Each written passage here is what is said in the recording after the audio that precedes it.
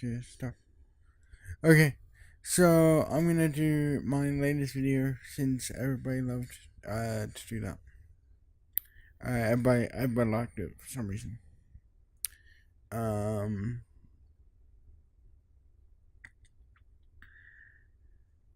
So I will play you the intro and then I will break it down.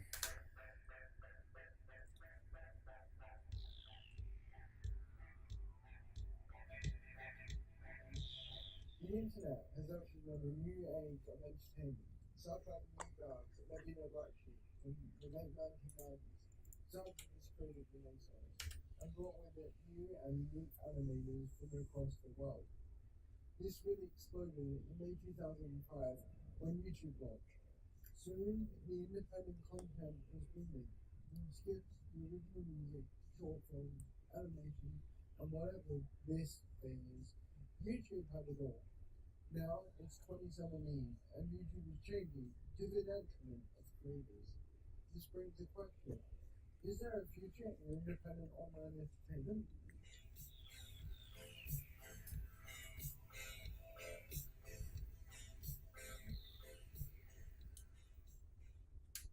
So that 58 seconds probably took me up 4 hours.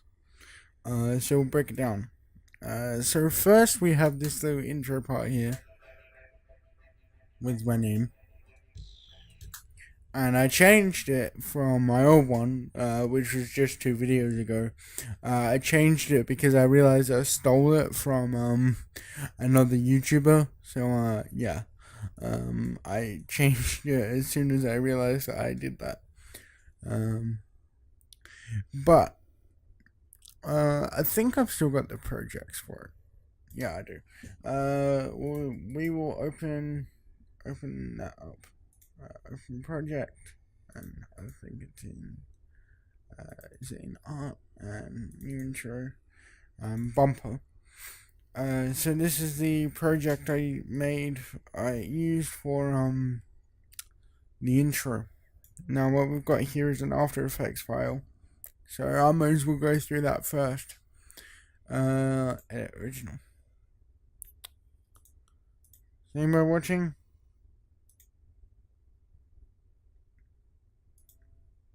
No. Okay.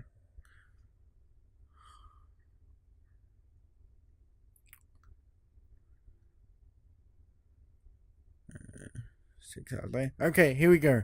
So basically, it's quite simple. Basically, I've got this program called, there it is. You can see it hasn't got any of the VHS static over it. But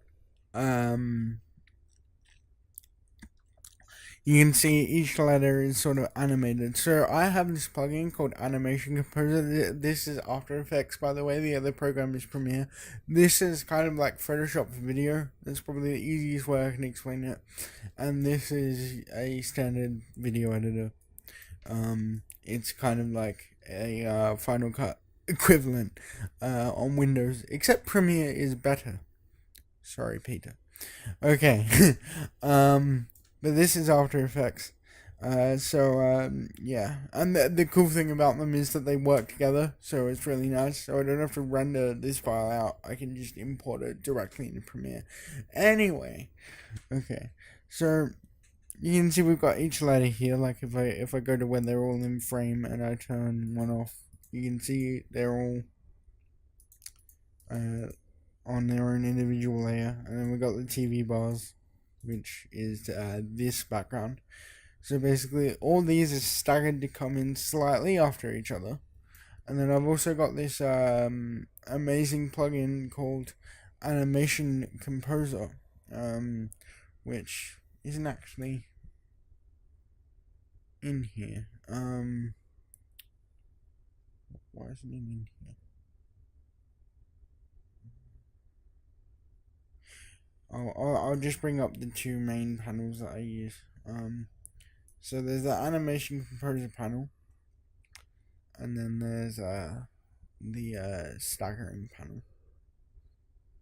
I'm probably going into way much detail, but I don't know. This is my first time trying to do anything while live streaming. It's a bit nerve-wracking. a little bit, even though no one is watching. Or someone could be watching right now, I don't know.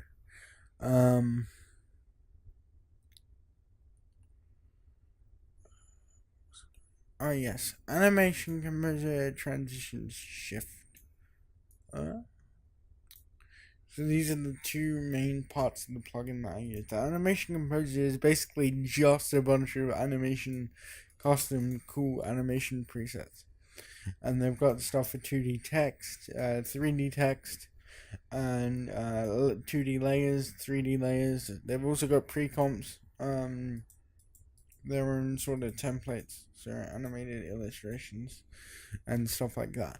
But basically, that's what these TR in and you can't see them, but TR out are. So basically, each if I solo, just that probably wasn't a good example here. We'll do the next layer. You can see that they're each individually animated. Now they all do the same thing, but they are slightly staggered. So it slowly forms the ripstar, or my name. And that's basically all that is. And then this is just a static picture. Now in hindsight, what I could have done is turn on motion blur for the comp, and then motion blur for all the layers, and that would have looked slightly better in hindsight. Cause yeah, motion blur always makes stuff look better, but I didn't. So we're just gonna have to leave with that. No, I won't save, because I don't want it to update and take ages. Okay, so the next thing we got is basically in Premiere. We have, if I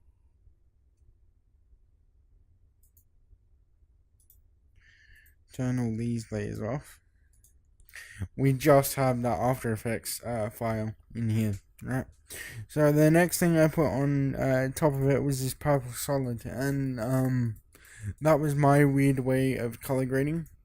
So basically, I made a purple solid in Photoshop, which is very easy. You just select like a purple color and then use the bucket tool to fill in the canvas, and then I turn the opacity down in here to 7%, so it's barely even noticeable. And then I used some RGB curves very crudely, just to boost the red, and that, to me, it gives it an old school kind of look in terms of the slightly off color from VHS. I know VHS has more blue in it than red, but I definitely do like this color right here. I think it looks good. The next, actually, oh no, I put it on the adjustment layer. Never mind. The next thing I put on there, and you can see it's starting to build up, is this VHS effect, and this goes throughout the entire first minute. Now, I was tempted to put it over the entire 10-minute video, but I thought that it would get quite distracting after a while. Basically, what this is this VHS glitch effect, and I've cut it down to like 2 seconds. It's like 40 minutes long, the original, and a gigabyte. Basically, that's just overlaid with a screen mode blend. Right. And then I think it's on the After Effects layer. It is. The only effect I applied to this is the grain, so you can't really see it with all this stuff on. It's quite subtle, but I think it looks nice. So you can really see it in the S part. You see that like fuzziness. I don't know, if I turn it up, you really be able to see what it does, or off. Yeah. I don't think I ended up using the adjustment layer for anything. Oh no, that's right. I used the crop. Yeah, that's right. which I will get into soon. So that's basically the intro, and then yeah, it just stays on screen now. This is where it gets interesting. Let's go back into open recent. Okay.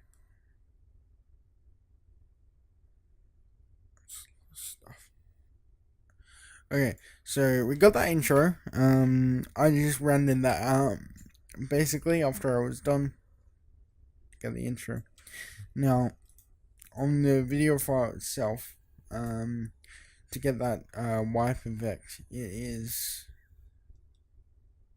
apparently nothing. Okay, what did I don't know what I did. I must have used crop or something. It was a crop of something, I would say. I don't know why it's not showing up. It could have been the adjustment layer. It was the adjustment layer. Basically, it's a crop. So all the layers in that other project file I just showed you will crop to the side to reveal the video. So basically, this white background is sitting underneath the intro. So if I turn the layer that the intro is on off, you can just see that the white background is there, and it's just chilling. But then if we turn it back on, it's got this nice crop. And also, I do like to cut to the beat of the music, so you can see there's all sorts of cuts and stuff with the music. But basically, the next part of this is the logos coming in. The internet has actually run a new age of entertainment. So basically, what that is a nested sequence, and it's just like, whoops, it's a bit cut off. I do tend to get messy when I edit, so by the end of it, the project is an absolute mess visually. But I know where everything is. So these were all on the screen at once, right? And then I just staggered them to come in with the beat. And you might be asking, how did I know when to chop it to the beat? Well, basically, I did it all in this comp first and took ages. And then to make it neater, I just made it a nested sequence. So all these layers were on their own individual track in this project, which is already a mess, even in its final state. And then to make it neater, I just nested it in a sequence, and I've done that quite a bit because otherwise this would be like this project that is already like 6 tracks long would end up being like 20, and that is just pretty hard to handle, especially on a one monitor setup like I have. So we got the logos coming in, and then that swipe to the side is just the whole nested sequence. Keyframes here up here, you can see up around this area. It's just keyframes to move off the side. Okay. So that's how all the logos go at once, right? And then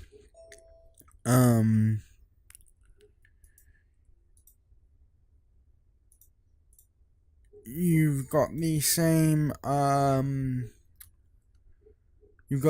same sort of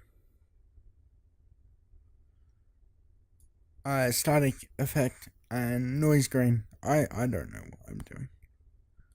I'm just talking nonsense. But a couple of people have asked how they wanted to see how I edit, and I'm not very good without scripting it. But I'm not going to script a video on how I edit because I don't think that it's really necessary.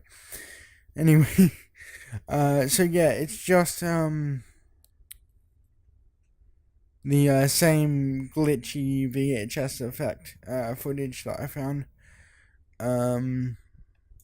on top, and then same grain effect on top of that. The white background I used in Photoshop, so it is a pure white solid with the paint bucket tool, just like the purple one. And then I used the lighting render effect in Photoshop to give it this cool sort of like nice finish. So that background's pretty nice. I don't know. It adds more to the video than it just being on a black background, for example. I do see a lot of videos where even when they're simply edited, like that's fine with just photos and stuff. But I do think you should have some kind of background, whether it's your logo or something, just to stop like the black bars. Having a black video, I don't know, is pretty unesthetically, that's not a word, it's not aesthetically pleasing in my eyes. Anyway, so then we have the Newgrounds logo, and that just fades up. And so keep in mind, I'm not going to mention it again, but throughout this entire sequence, we've got the VHS and the noise. So we got the Newgrounds logo that fades up, and as it's fading up, it pans to the side to leave room. I should probably get rid of that. To leave room for the Albino Black Sheep logo, which also fades up. So I'll play it. The internet has ushered in a new age of entertainment. Stuff like Newgrounds and Albino Black Sheep. So you can see that pushes out of the way, and then the Albino Black Sheep logo just pops.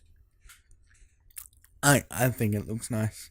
It's a lot better than just having another photo stacked on top of a completely different photo.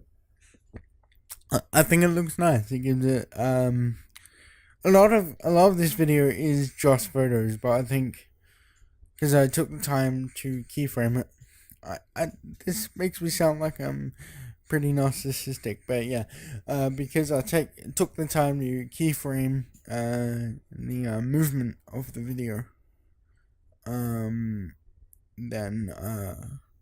it made it look more exciting, I think, than just having static photos. So yeah, anyway, so this pops in, and then they both pop down. Same keyframe. I just line them up. Now for a lot of them, I do use the bevel motion, but for this one, like the smooth, Bezier, I think that's how you say it. Basically, that speeds it up smoothly and slows the animation down smoothly, so it looks nice and smooth. But for this one, I thought it was just better to leave it because it looks like it's snapping in place. And I don't know, I think that looks better with the square. And then in terms of it fading out, I just pretty much copied the keyframes for each individual thing because they're both the same on the y-axis. So I didn't have to worry about messing with the x coordinates at all. And yeah, it just drops down. Okay. So the next thing is this video. Okay, this is getting pretty complicated, and it's like simple stuff. Okay. So I'll let you watch it, and I'll explain what's going on. So yeah. So basically, these drop down, and then this little flash video that I downloaded, a good old Ultimate Showdown of Ultimate Destiny. Starts at like 0.8 scale, so you can barely see it. Like you can see it now because I paused, but yeah, and then it slowly just goes.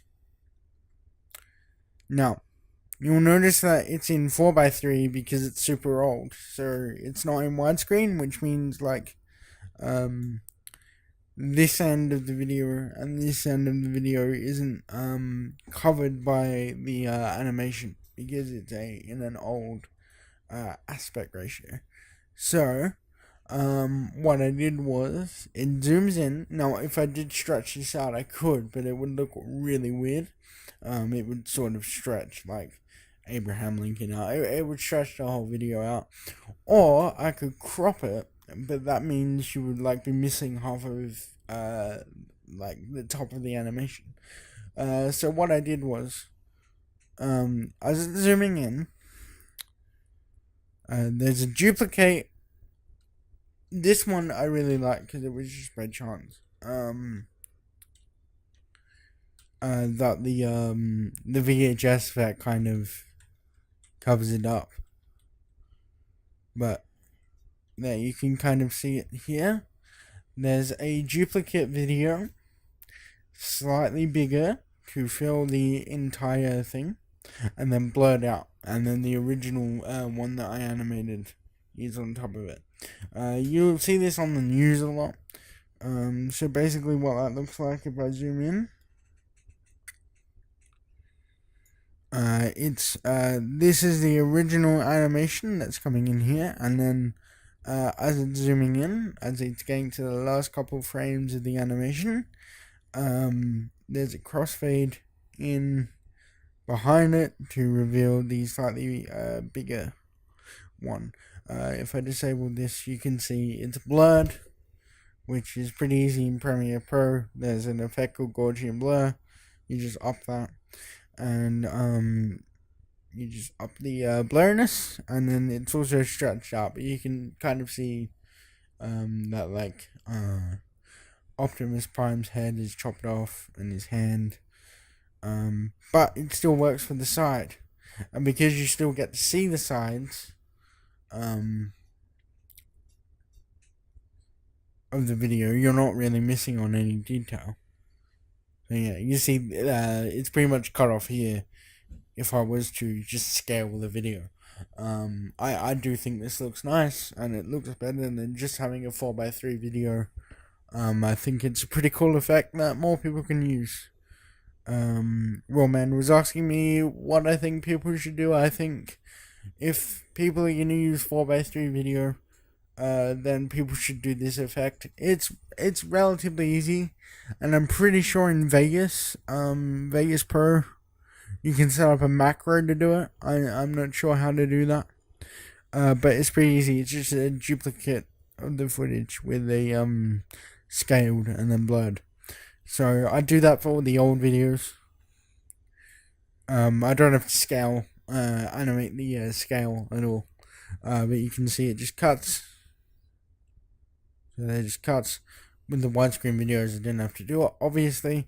Now for this one, I left it in because I'm talking about movies. So I left in the black bars because I said the word film, and a lot of people associate the anamorphic black bars, the cinematic black bars, with films. So I left that in, and then same with this. Now, some of these video files, especially like this one, they're in widescreen, but they're still in like 360p because they're that old. But I left them in there because I think, especially with the grain and the VHS effect, it looks still quite good. Because it's meant to look like a VHS anyway, so stuff isn't going to be that defined. Okay, and then we've got Pink Guy dancing on the floor with his hamburgers. Okay, here's where it gets interesting again. So basically, I'll play this bit. This thing is, YouTube had it all. Now it's 2017, and YouTube is changing to the detriment of creators. This brings the question: is there a future in independent online entertainment?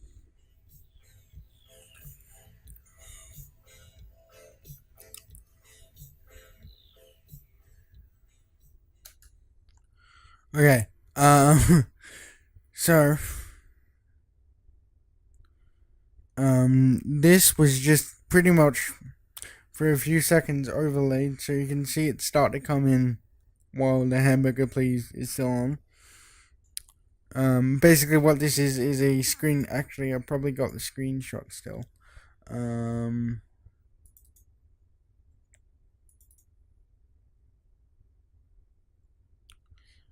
You can see all the media files even that I've got.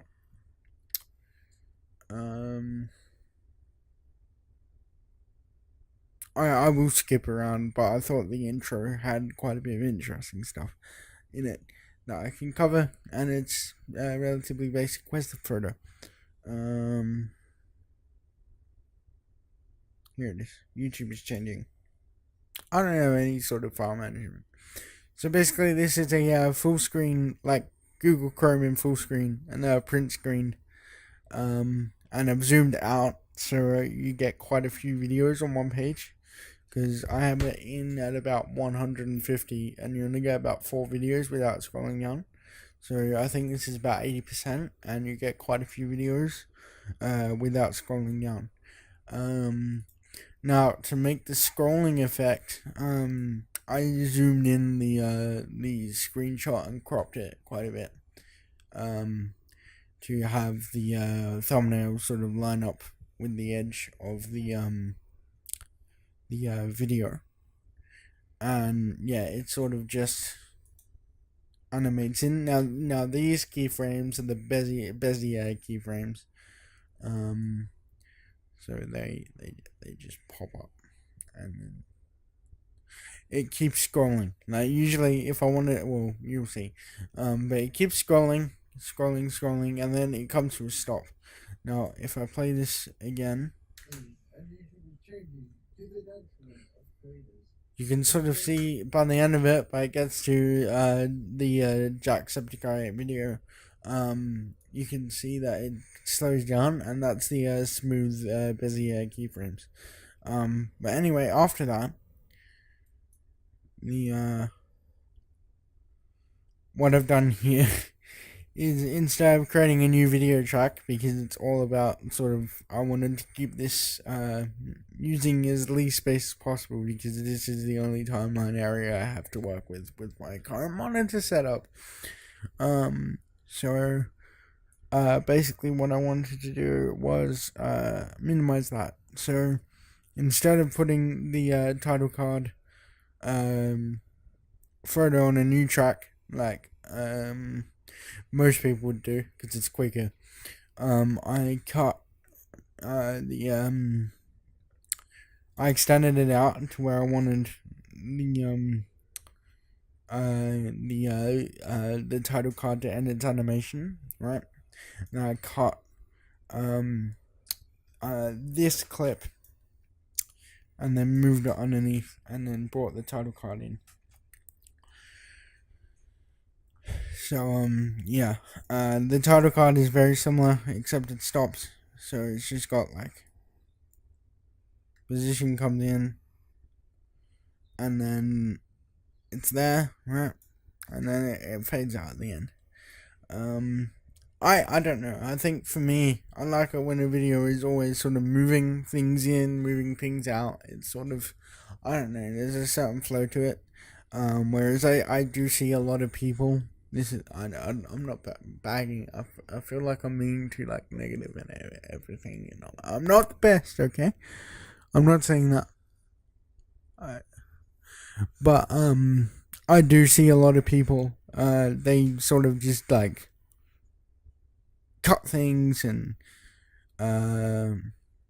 just especially when they're making like the narrated like commentary or video essays. They and a lot of people who are kind of new to the whole video editing aspect, they literally drop a photo in, and then when they're finished using that photo, they cut it to the next photo, and that's possible. But I mean, for me, especially watching people like Nerdwriter and Captain Christian, all their videos for me are about the movement and the way they introduce new things, and this was sort of my attempt at doing that, kind of emulating their style while putting my own style into it. I'm not sure whether it worked. People like the video, so that's good, I guess. But yeah, anyway, so that's why everything here was moving. And nothing. I don't think one single thing in this video is sort of just dropped out of frame, except one thing where I didn't have like enough time to actually put the animation in, like enough time in the video. That was the only thing that literally dropped out of frame. Cut.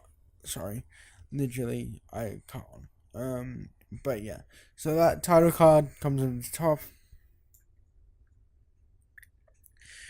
and then the music, which has been lowered at this point. This brings the question: is there a future in independent online entertainment? Now, all I did was the music was I just cut or keyframe the clips. Now, since then, I've found out a much easier way to do it with the audio track mixer. But I haven't actually had time to test that in a video situation because I haven't had time to make a video. But yeah, so it just fades out, and then I synced up the keyframes for the audio fade out and the opacity fade out. And you'll see that this title card is the only thing on the screen in video wise by now. So all the other tracks are empty. Except the VHS glitch. That's still on there. But yeah, so it fades out and the title card goes away. There's a small little VHS glitch, and then that's the intro. So these are just like little sound effects with like text. That's really the only black I used. I used them as section separators because when I was writing the script, I did write it in sections. So I thought, why not have like parts, distinct parts, and people don't get lost. I don't know. So these fade out, and I'm really proud of this. So I want you to cast your mind back to 2006. apart from the audio, that's really good. It sounds quite good on my bass. I'm so happy I've found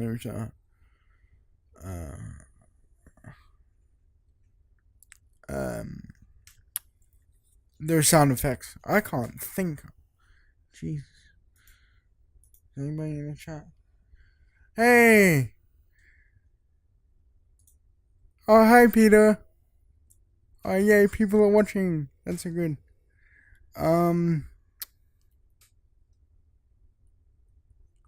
Where was I? Okay, yeah, so these counting,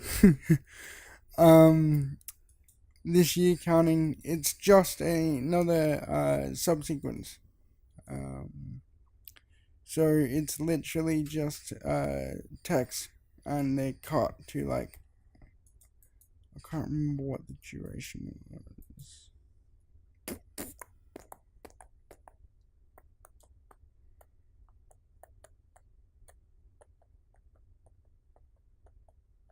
Doesn't matter. But yeah, they're like literally like a frame or 2 frames a second. And then yeah, it's just a countdown. And then yeah, that whole sequence is sort of just, it zooms in slowly and then the opacity comes up. Yeah. Anyway. And then yeah, I copied the this, brought it out, and then the video is overlaid. Yeah. So that's all pretty simple. And then the same effect with the television style, but I don't know what to call it. I don't know. And then yeah, that's me. Now this is an example of what I was saying about movement in with the pictures. So basically, this is scaled, and then it just slowly zooms out. And I think that gives the video a nice sort of flow to it rather than just having the static picture there. Yeah. Then more with the thing, more clips, relatively simple. The big This is probably the hardest effect that I did in the entire thing. So I'll play it. That position. When the comedy duo Smart became what would become the catalyst for the beginnings of the modern YouTube popularity. In November of 2005, the channel Smosh uploaded the video titled Pokemon Theme Music Video. This video quickly gained traction for not only Smosh but YouTube as a platform. In the video's 6-month lifespan, it had become the most viewed video on the platform, and it amassed over Making my PC lag now. Yeah, that viewer counting thing is absolutely ridiculous. So we'll edit original, and I'll bring it up. Because it took me ages to figure out, and I kind of want to show someone, even if people don't watch this far, because I've been rambling too much. I don't know, but I'm just gonna keep going, and I just want people to see how ridiculous this is, because it's pretty insane, and it took me ages, and it really shouldn't have, because it was pretty easy. But just figuring it out took me ages. So basically, I found this re-upload of the original Pokemon theme song, and then I used inspect element to edit the words on the page from the original video to what I believe it would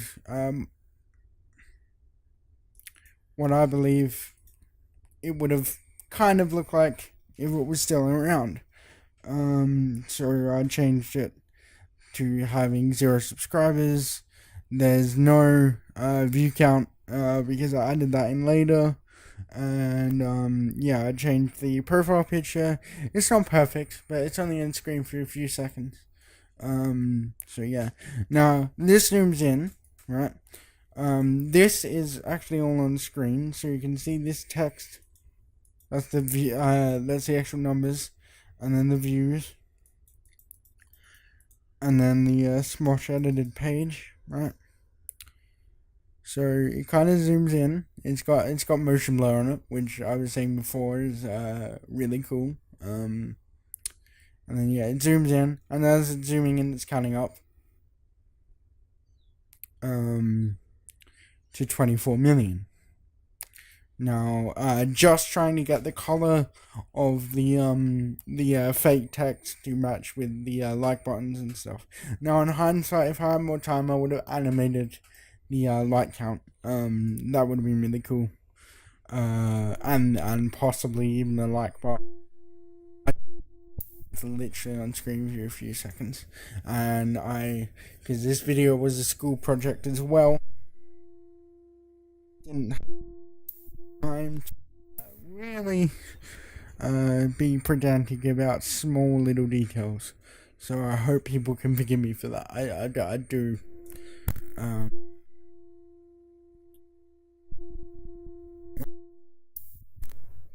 Just go. Oh no, it's still there. Okay.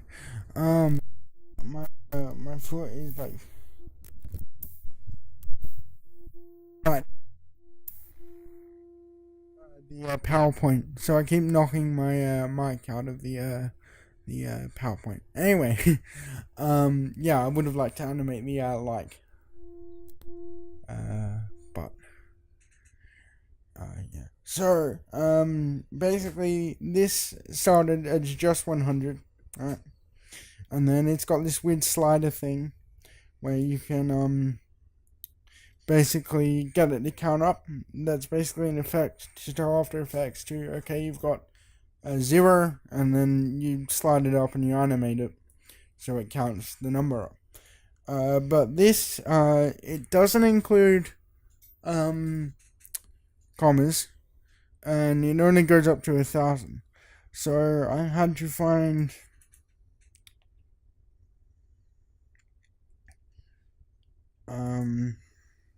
I don't even know how to get back into the expression. But basically I had to, or it might have been source text. I can't remember. Yeah, it was source text. I had to find basically code to let me do all of that. So it's linked to this source text, which is the text layer, is linked to the, and then maxed out, sorry, to 1,000,000. And then I had to times it by 24 to get it to 24 million. And then I found, I have no idea what any of this means.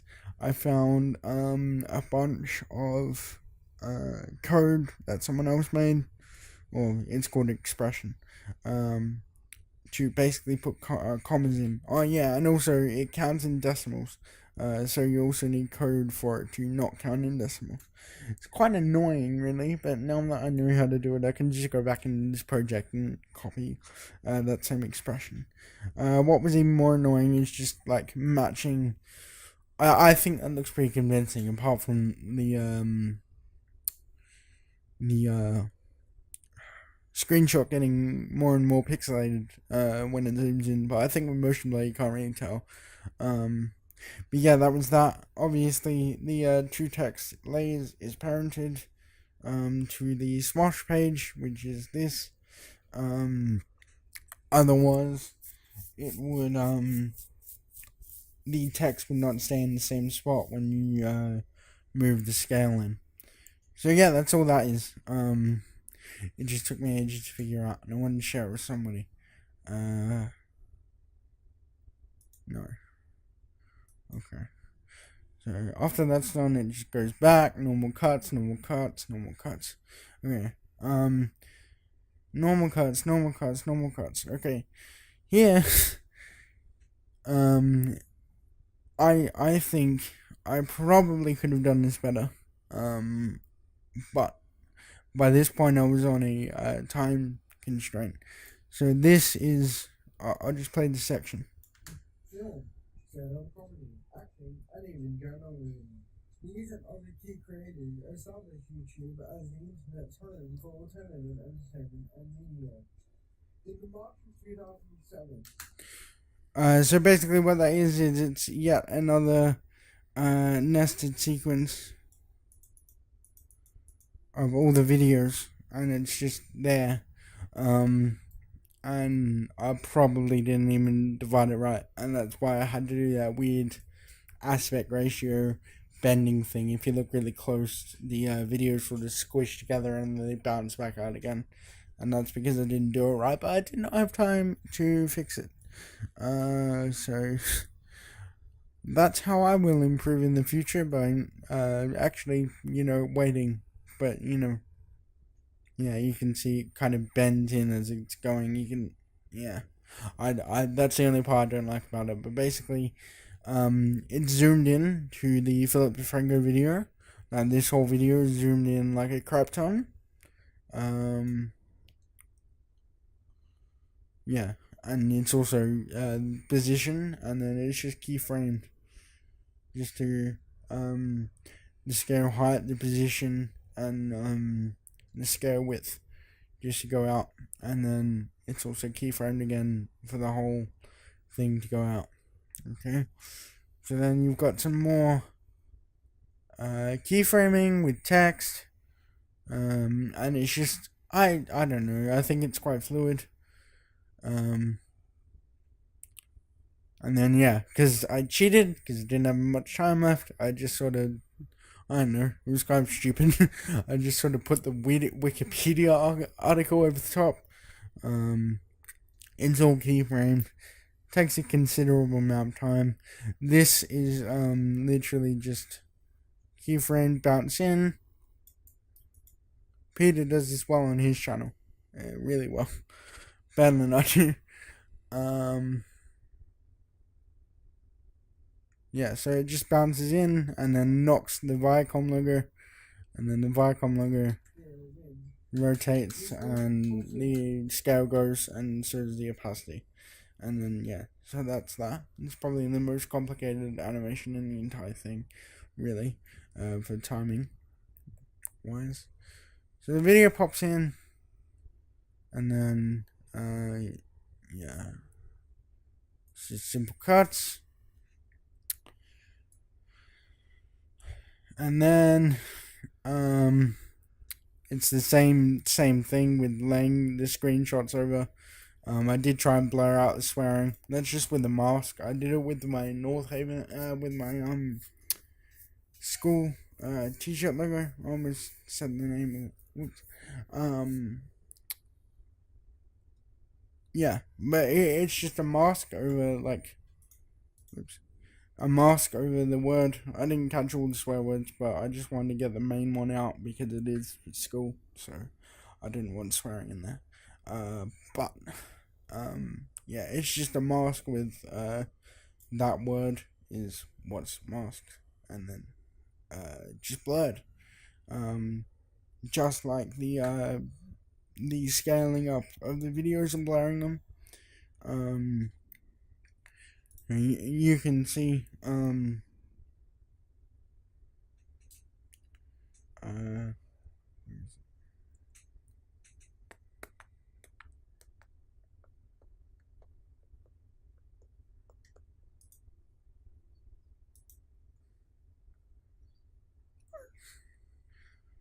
my Premiere is weird, man. I don't know where it is, but it is a mask. It is definitely a mask. And then yeah, more fading cuts, everything like that.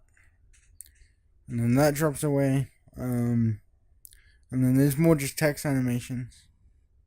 And stuff. So it's all pretty simple from here on out. Just more keyframing.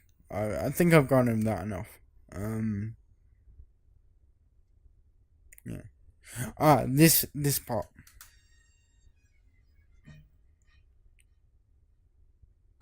So that's just a bunch of YouTube videos cut to the beat with 2017 over it, but I'm quite proud of how it turned out. Yeah, it was a nice intro. Here is what I wanted to show you. YouTube has changed the way entertainment is being produced and consumed.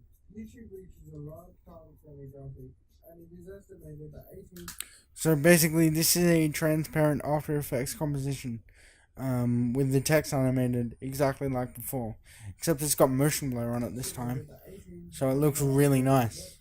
Motion blur. That's one thing I will say. Just put motion blur on pretty much everything where there's motion, because it will most likely make your video look great.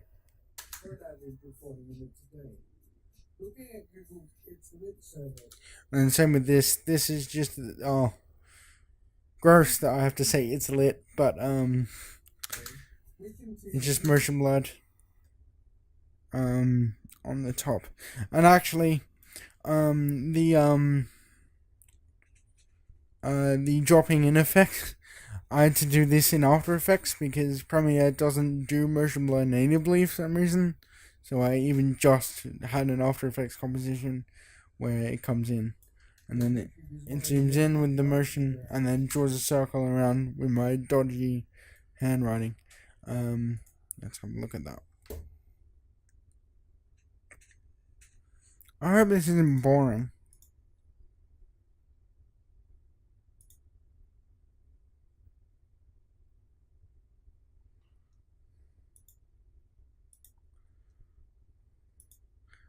I really hope this isn't boring anyone. But yeah, it zooms in, and then there's an effect on it called where am I?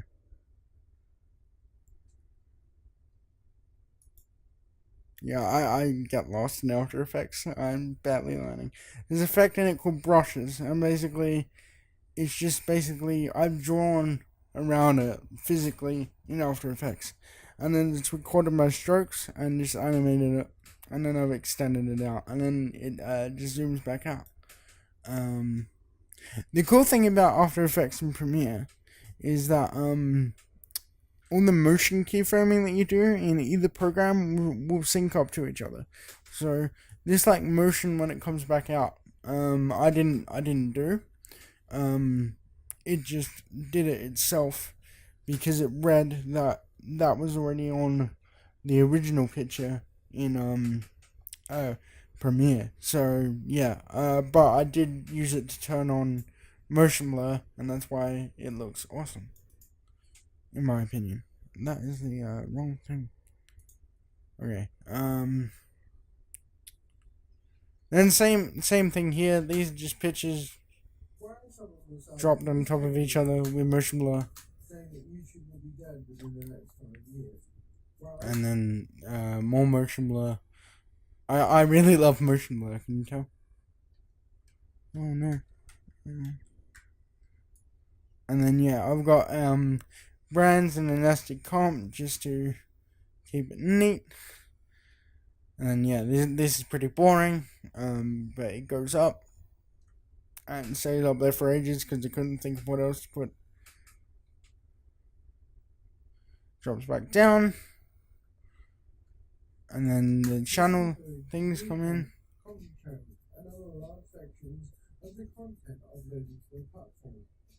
This coupled with the communication problems between YouTube and creators has led to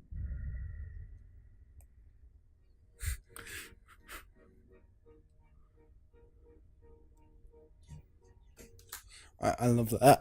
I don't know. I thought it was kind of funny. I didn't know where to put that photo, but I liked it, and I thought, well, she's kind of the CEO, and there's a lot of problems, so she's really part of the issue. I'll just put it there. But yeah, I like that. So this fades out, and then this time I split the text in half. Like usually this was one group, but this time I split part 3 in the issue in 2 separate text clips. So then part 3 could fade out, and then the issue could rise up. While the picture of Susan, is it Wojcicki? I think it is, fades up and then zooms out, and then the issue goes away on beat, and then there's just more keyframing, zooming out, and pops up. In late 2014, Journal launched YouTube Red, a paid subscription service that gave users access to premium content. I'm really proud of that, and I think it's an easy way that people can sort of just up their production value. So literally late 2014, that text goes down while the YouTube original scrolls up, and they sort of meet, and then they go behind each other. I think that looks really nice. I don't know. I liked it. And then this sort of reminds me of Netflix, and it wasn't intentional. Which I guess the whole YouTube Red thing is kind of Netflix. Throwback to one of my old videos.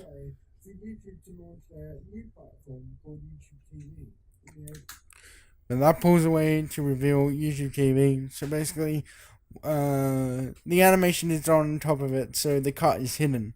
There is a cut. There is a distinct cut. You can see here.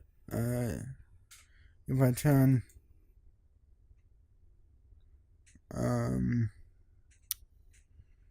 well, if I did turn the layer off, you could see that there's a distinct cut. You can see it on the timeline.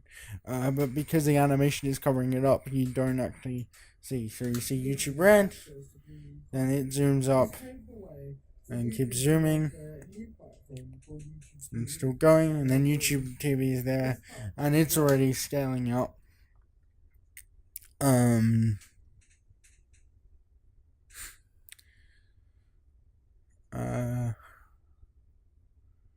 And then yeah, it's the same thing with the motion blur in After Effects. It except really quick.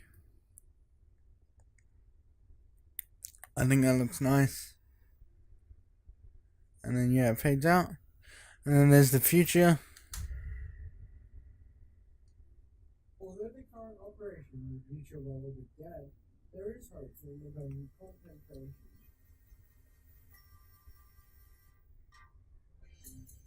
The site Bit.me was launched in 2014 as an alternative to YouTube, with the mission to bring the world's most. So that part was just a bit of editing. So this well, it's all editing. Yeah, God damn it. It was just very precise cutting, is what I meant to say. So the Vimeo logo comes up, and then on that din din, it cuts, and it's a proper cut. I did that on purpose. To the Vimeo screenshot, and then that wah, and that's the cue for it to zoom up. So I think that's sort of the key to editing the music. You just sort of edit with what the music is doing. I don't know. If Peter is still watching, which I doubt he is, because he's got bad things to do. I kind of take inspiration from your videos for doing that kind of stuff. You're very good at that, and Casey Neistat obviously as well. Then there's more keyframing, tons more like just keyframing stuff in. Patreon comes in, and then there's this really ugly screenshot of Philip DeFranco's Patreon page that I'm not proud of, because I mean, watch it. It's like I'm really not proud of it. Look at it. It's so ugly.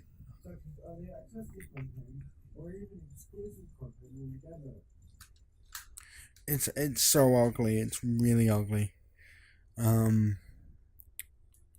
Yeah, but that's what happens when you are on a deadline. Hey, yeah. So just more keyframing, like I've already explained, and then logos come in same way as they did at the start, then they fade down.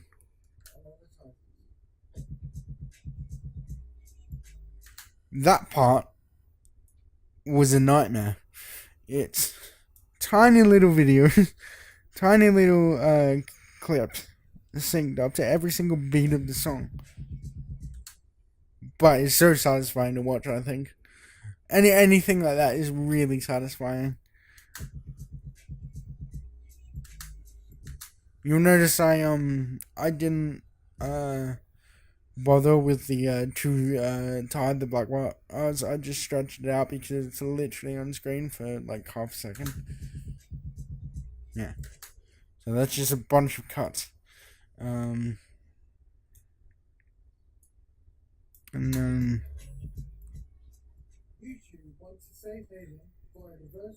it's just videos.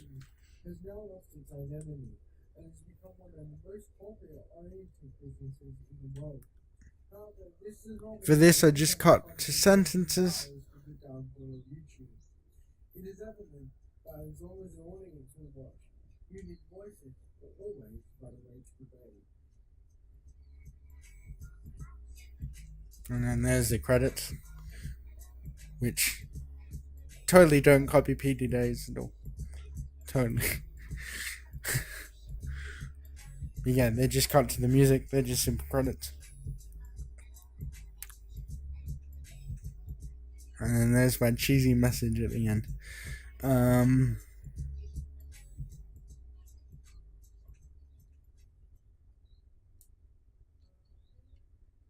then the outro fades in, which is almost completely useless because it looks horrible. I'm gonna change it.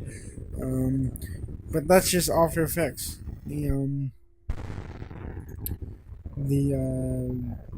My social media fades in with the same animation version of this blurry background and the stars and loops because my name is Ripstar.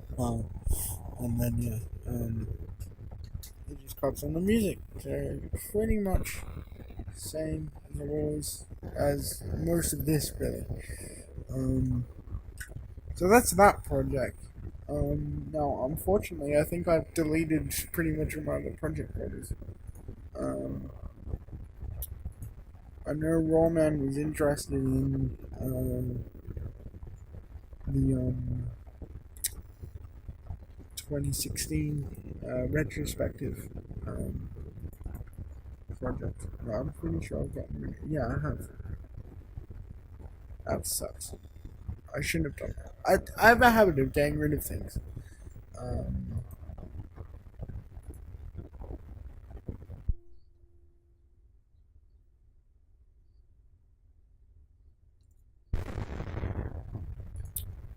Oh no, my mic was crackling. How long was that happening? Oh yeah. I don't have anything else to show. I hope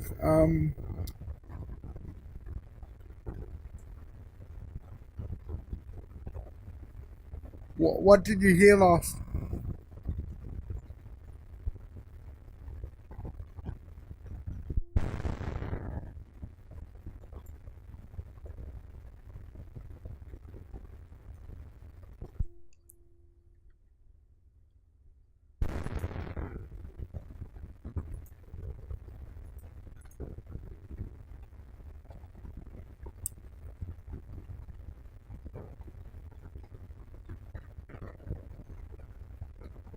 Oh, that's bad.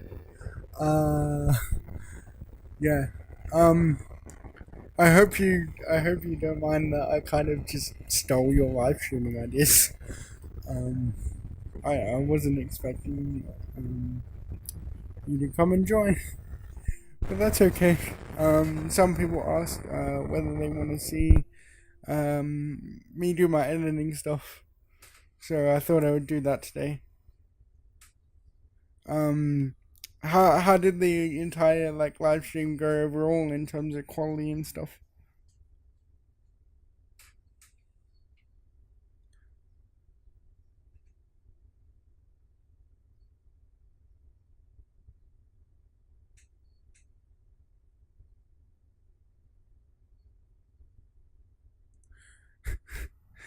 Yeah, I don't know why my microphone's crackling at all. I don't. Um, but yeah, uh, I should probably get going in a second. Um, thanks for coming, Pete. Uh, yeah, I can't wait to see you on November video project thingy. I'm really excited. Uh, and then steal more ideas from me. Because that's what I do best. No, not really. I I if you ever want, I don't know what I was gonna say. But yeah, I'll probably keep this up as an archive, because yeah, it was just you and me, intimacy. Um, but yeah, I will see you around. I'm really excited for your next stuff, Pete. Go check out Pete today if you're watching this. Later. YouTube.com/generic milk. Okay. Goodbye, everyone.